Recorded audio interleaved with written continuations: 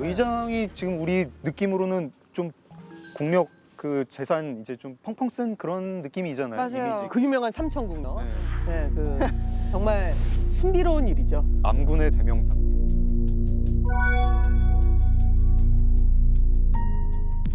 아, 삼천궁녀 최근에 삼천궁녀가 사실이 아니다라는 거 다 알고 있잖아요. 이 유언비어가 어떻게 나왔냐. 아니, 유언비어가 가보신 분들은 알지만 3,000명이 뛰어내릴 수 있는 공간이 안 돼요. 그리고 뛰어든다고 그렇게 쉽게 죽을 공간도 아니고.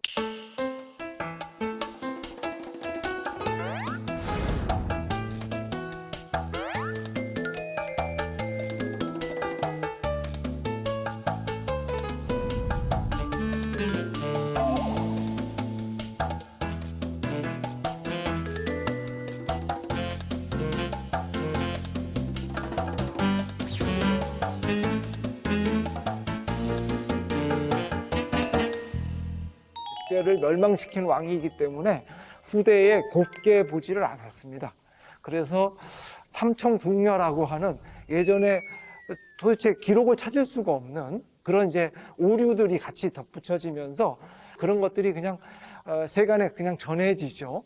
의자왕이 향락에 빠져서 나라를 멸망시켰다라고 하는 것이 마치 특별한 근거가 있는 양 그렇게 사람들에게 전해지고 잘못 인식되는 그런 이제 일들이 일어나게 됩니다. 근데 하나 흥미로운 게 뭐냐면 삼국사기를 보면 어떤 내용이 나오냐면 38년에 당 태종이 비단 3,000피를 내렸다라는 기록이 나와요. 그 다음 줄 뭐라 하느냐, 왕이 궁녀들과 함께 큰 못에다가 배를 띄웠다라는 기록이 나와요. 근데 그걸 대충 읽었구만 그 기록. 너무 그렇지. 드문드문. 그게 아마 좀 섞인 것 같아요. 빨리 읽으면 윗줄하고 아랫줄하고 섞을 때가 있어요.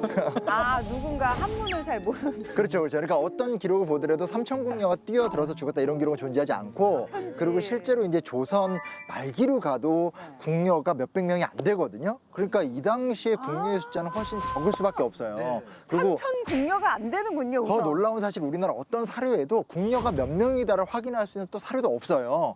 그러니까 이제 이 이야기는 분명히 만들어진 이야기인데, 이름이 삼천일 수 있죠. 궁녀. 삼천이가 야 진짜 혀를 내두르는. 이 크게 보면 이 동서양 모두 역사 기록은 승리한 자들이 승리한 사람들의 입장에서 기록하는 것이 보통의 일입니다. 그런데 이제 백제의 의자왕은 멸망한 국가의 군주이기 때문에 그런 승자의 입장에서 보면 굉장히 보잘것없는 그런 존재로 아마 비춰졌을 겁니다. 그래서 삼국사기에는 의자왕이 대단히 좀 못난 왕으로 그렇게 기록하고 싶지 않았을까, 그렇게 이제 상상해 봅니다. 그럴 수도 있죠. 그럴 수도 있지만 저는 계속해서 이 내용을 보면서 의장은 약간 그렇게 들었던 거랑 다를 수도 있겠다 생각을 많이 했던 게, 사람들은 뭔가 심리적으로 문제가 큰 게 터지면 납득하고 싶어 하거든요. 그래서 이유를 만들고 싶어 해요. 갑자기 백제가 망하고 신라가 승리를 한 상황이 벌어지게 되면 왜 백제가 망했을까에 대한 이유를 찾으려고 했을 거고, 그거를 의자왕 탓으로 돌리는 건 되게 쉬웠을 것 같아요.